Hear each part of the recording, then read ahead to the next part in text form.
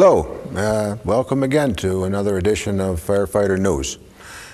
In keeping with our idea with subject matter and past programs, trying to keep you informed of what we're doing, we thought it would be a good idea for this program to take a look at the training aspect, which is the backbone of all of our firefighters and the department itself.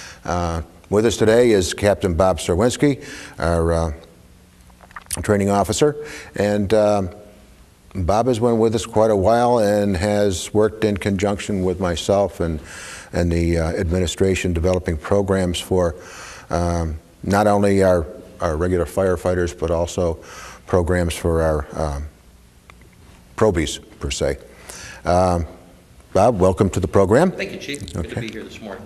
And as training officer, can you tell our audience exactly what your function entails?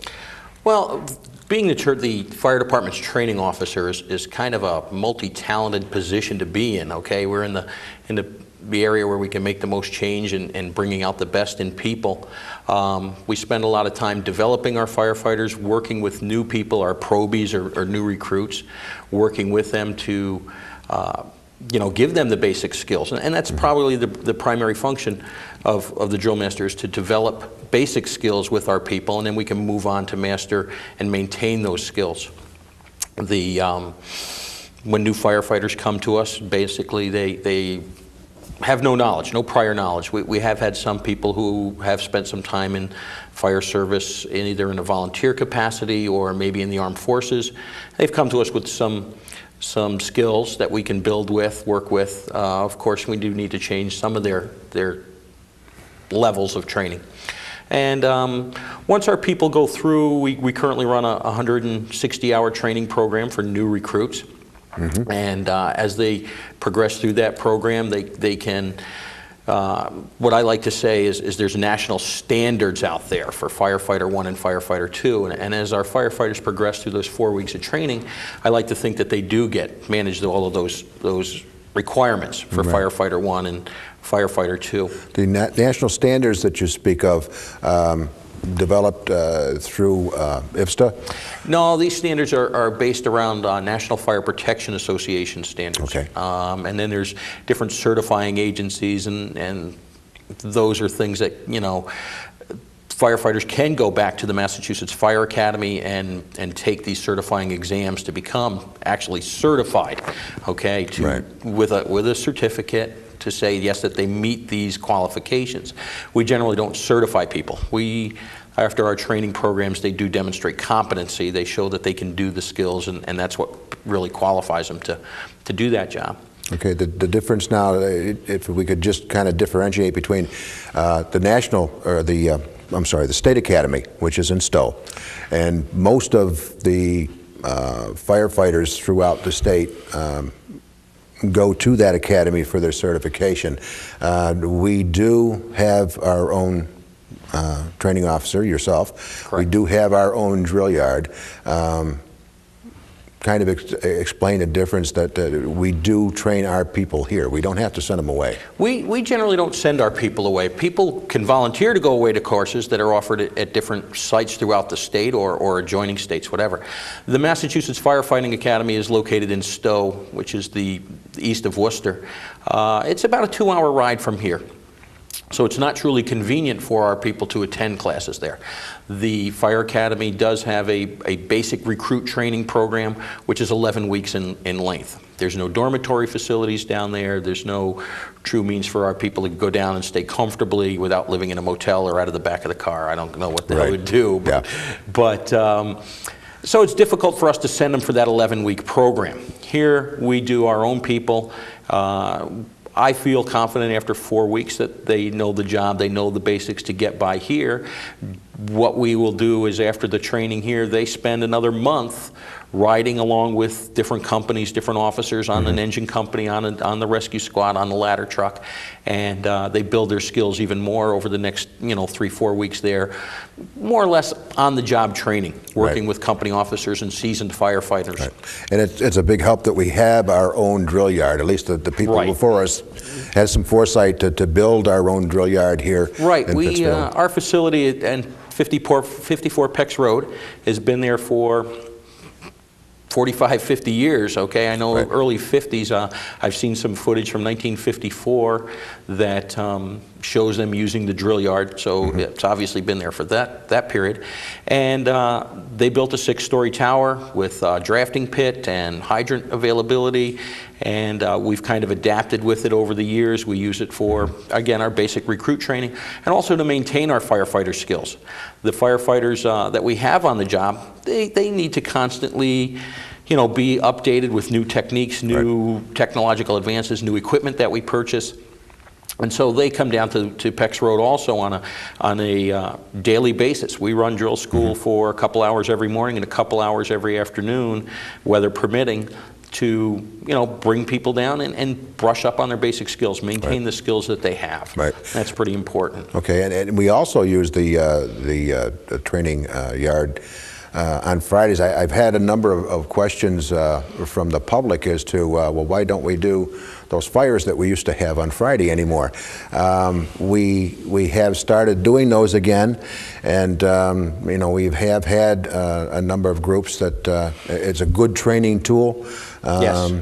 We don't do it every Friday, but be aware that, yes, we still do them. We still do. I know there was a piece in the paper recently, people question, whatever happened to those daily drills. And we do those drills. A lot of times I also take people off-site. I think my predecessors always tended to use that facility to train people.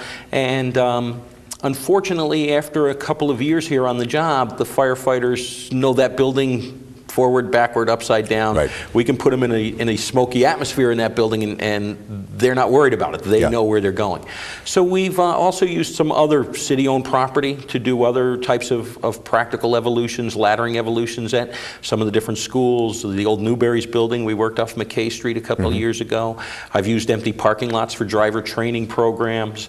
I try to move things around also. It's not the same old thing. So yes, people don't see us so much at Pex Road, but it could be a reason for that. We may be doing a group training session at headquarters that day, where we have all the fire companies come from their respective stations to headquarters for a group class.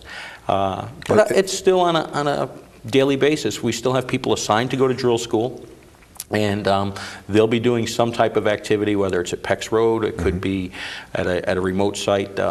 Classic example here, this summer we spent a lot of time working on rural water supply.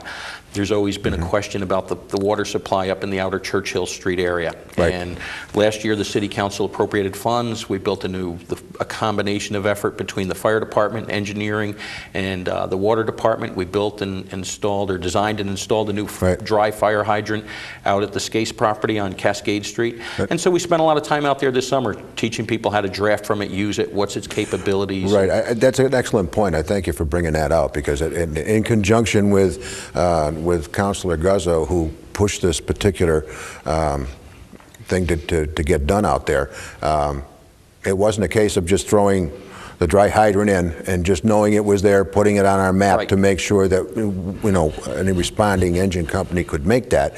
We actually went out and trained off of that particular. We trained off of it, and that's important for our people, okay? The hands-on aspect of training is very important. Yes, we do a lot of knowledge, guided discussion, seminars, where I would get education or new information across to firefighters. But a lot of our stuff still has to be hands-on. We need to be out there practicing. Right now there's a World Series going on, and how did those teams get there? Well, it's just because they didn't play pickup ball or pickup games on Sunday afternoons, okay? They have to practice, and that's what we do, is we practice. It is the basis for our expertise in the department, and I'll have to say that we do have one of the best departments in the state. Again, I'm involved on training at a regional level, at a community college level, at the state level, working with the fire academy people. talking to people across the area, they're just amazed at, you know, how much work we do, that our people still do go to drill school for 2 hours a day. Right. Okay, different companies. It's not only that in that, and you mentioned it just a little bit ago, that it's not just the training, the standard training at the drill yard. We do a lot of training outside at different areas that we may have to respond to. Working off of that, it gives us a chance to do a lot of pre-fire planning on different areas, but there's also our tech teams that have that we've established that do training almost all the time on outside areas. Correct. We've got our basic firefighter training that we do day in, day out, and then also we've got your tactical rescue team, which is involved in high-angle rescue, dive rescue, confined space, trench rescue. There's a group that are trained a little farther. In fact, was talking to Captain Kilmer this morning, and they've got a training session coming up on Friday. Some new dry suits that they've got for cold weather operations. They're going to go out and do some training with those. And though I'm not a member of that team, I make every effort I can to get to those training sessions, so I'm familiar with their equipment. And daytime, I may have to be there as a safety officer or just an extra set of hands or eyes to help them out while I'm on my normal work shift. So those guys spend a lot of training. We also have the hazmat team, which is in conjunction with the Commonwealth of Massachusetts Department of Fire Services. And every day, or one day of the month, 12 months a year, they have training designated. So we amass quite a few training hours over the course of the year. Just some facts and figures for the last year. I want to say for in-service training for firefighters, we did over 4,500 man-hours, okay, which means an hour of training per person for a certain period of time. So we did 4,500 man-hours of training for the normal or basic firefighting staff. The tactical rescue team did in the range of, I want to say, close to 800 hours of training. That was probably 10 8-hour days that they did over the course of the year. And the hazmat team did quite a bit more because they do 8-hour training days versus the others only getting 2 to 3 hours a day. They did over 8,000 hours of training in conjunction with the Mass Department of Fire Services. So all in all, we did, our personnel from the City of Pittsfield Fire Department did over 8,000 hours of training alone. And that really makes most of the guys out there in the field experts at what they do. That certainly does, and it's interesting to see when we go to different departments and they say, you know, geez, what do you guys do for training? One thing I also want to point out is when I have a number of companies at Pex Road doing training, many times the company officers, or what should be happening is the company officers that are not at Pex Road are also doing an hour's worth of training in their respective stations. In-house. So if I have 2 or 3 companies at Pex Road, the companies that are still manning their stations, those company officers will be doing, you know, training within their facility. If you bear with me for a minute, I'd like to take a little bit of a break here to let the audience know that we have a couple of safety messages for you that you really should pay attention to. It's this time of year where it's getting cold and your furnace really does need to be checked out. On the way here today to the studio, I happened to monitor a call that we had for carbon monoxide. Carbon monoxide is extremely dangerous. It doesn't take long to overcome you. It's odorless, and you really don't know it's there. And it usually comes from fired appliances that are not burning correctly. And it's when you're overcome, it's almost too late. I guess the main thing is for everybody to make sure really that you do have your furnace cleaned, your wood stove cleaned. Any fired appliance that you have, make sure it's cleaned before the heating season. And it certainly is, we're looking at that time of year for our time change. A a good time right now to put a plug in for changing your batteries on your smoke detectors. That is probably one of the most important life safety mechanisms that we've got out in front of the public now. They've been proven over the years to have done extremely well in saving lives as an early warning device. So if you've got them up, which hopefully you do, put new batteries in at the same time you change your clocks, and be aware that smoke detectors that are considered are over 8 years old should consider maybe replacing them. We have had problems with old smoke detectors periodically, and for the cost of the unit and the protection they provide for you, good idea. Just take a little bit of time out from your busy schedules and check those two things out for us, and you'll have a safe winter.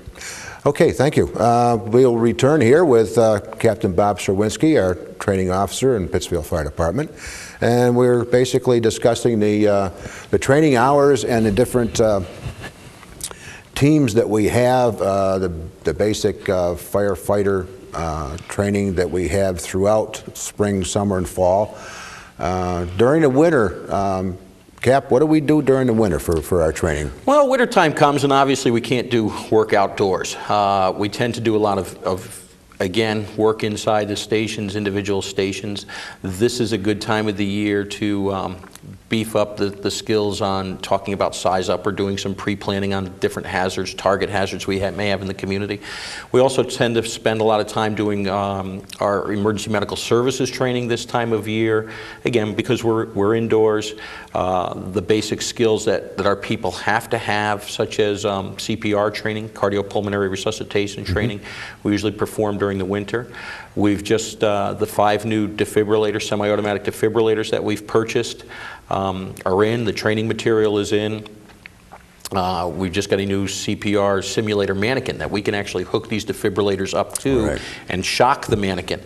That's online, so in the next couple of weeks we're going to be spending some time training on the new defibrillators to put those in service. We're going to spend a little time this winter on a new piece of equipment, new truck that's coming in. The brush truck, I guess, for lack of a better term. It's a 4-wheel drive vehicle, going to be used for fighting brush fires and forest fires, which spring tends to be our heaviest season for those activities. So we'll get some training time in, have people drive it, and learn the basic pump operations on that piece of equipment. There really isn't any evolution or expertise within the department that isn't practiced basically time and time and time and time again. Even driving.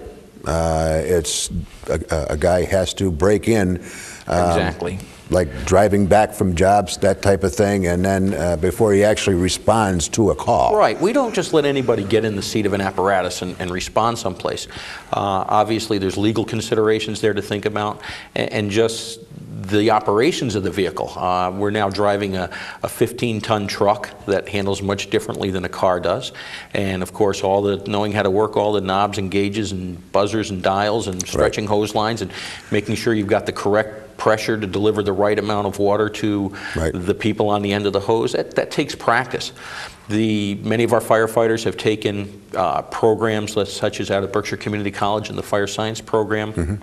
They've taken a pumps and hydraulics course, which gives them the knowledge to think about things such as friction loss and elevation loss and forward pressure, back pressure, and there's a lot to it. You're right, using different appliances, Siamese and master stream operations. That's something that we don't just learn overnight. Those are things you have to progress on, as well as driving the vehicle. That's, again, we just got a new program, coaching the emergency vehicle operator for fire trucks from the National Safety Council. And our people will be, again, that's a good winter project to do the classroom scenario on that. And when the good weather breaks in the spring, we'll set up a driving facility up at maybe Taconic High School or one of the large parking lots and have our people drive through it and back up the apparatus and learn those this is part policies. Of an ongoing program with us to make sure that we're as safe as we can be. we've had our share of accidents for sure. We've had one this week. So, yes. So and again, thank goodness it wasn't our fault, as we all say. Well, but these are things, you know. What we have to look at is, could that have been avoided? Should that have been anticipated? Right. You know, maybe we. Again, we'll have to look at it. That was something that just occurred, and I'm sure you and I will sit and talk about it. It's a case of almost, you know, having to be double defensive as far as your driving goes, especially when you're driving a 15-ton vehicle. Exactly, and the same goes for even the inspectors. They're out in city-owned vehicles that, you know, anything can happen to them while they're on the road, whether it's you, whether it's me in our city cars. So again, we look at the legal aspects of driving and have people train on those. We spend a lot of time, like I say, in the winter doing emergency medical services training, doing brushing up on our skills on patient evaluations, patient assessments. Maybe you can give us a little bit of an idea, give the audience a little bit of an idea. We do have to recertify with CPR. We do have to recertify with our defibs. Correct. Okay. The total training hours, now we've got about 80% of our guys that are registered certified EMTs, and we're looking at trying to put together a program for EMTIs in the near future. Can you tell our audience what the basic amount of EMS that we do have, and we actually have been doing EMS for over 20 years? We have been. We've been involved in a first responder scenario, responding along with the local ambulance services to medical calls. And we don't respond to every medical call, as I'm sure has been brought out. Anything that the dispatch center determines could be life-threatening or, you know, requires some additional resources on that scene, our people will go to.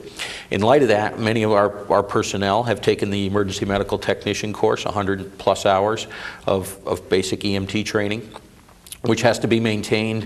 You have to take a refresher course every 2 years. We have to maintain 28 hours of continuing education, which we do most of that in-house now. It's not something that we've done in the past, but over the past couple of years, our people really don't have to leave work to get those 28 hours of training. Also, they maintain their CPR skills. They have to maintain their semi-automatic defibrillator skills.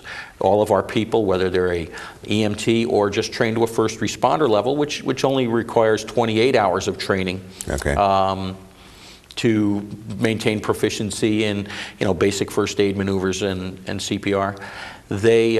Everybody has been trained to operate the semi-automatic defibrillators, which is the electronic unit which can shock back a heart that's in fibrillation to hopefully bring somebody back to life. And we have had increasing success in doing that. Yes, we have over the years. Working in conjunction with the fire department and their rapid response, arrive on the scene generally, you know, just prior to the ambulance or simultaneously with the ambulance. Our personnel can get in, start CPR, perform defibrillation on the patient, shock them, and then hopefully with the arrival of the ambulance and advanced life support, we can, you know, turn the patient over to that advanced life support ambulance to increase that patient's odds of survival. Right. A good point I'd like to bring out during this program, as you just mentioned, is dispatch. And dispatch is one of our most critical component, if not the most critical component, to our responding to an emergency to the correct address, to understand the scenario that the operator is listening to from you, the caller, so that he can relay that information to our responding personnel. And there's a lot of information that goes from that dispatch to the apparatus as they're responding, so they can think of a scenario of what they're going to have to do when they get there, what equipment they have to grab. And I guess the good point is that the dispatcher dispatches both fire apparatus as a medical response and the ambulance service at the same time. But through, as you said, through our outlying stations, allows us to have a quicker response to your medical problem. And we get in, we stabilize, and until the ambulance gets there for transport, and then everybody works together to Right. to get the patient Right. to the hospital. If That's that's important, the case. and the public does need to know that there's information those dispatchers need, okay? They need to stay on the line. They need to talk to that dispatcher and explain the problem. Don't just say, we need an ambulance, we need a fire truck.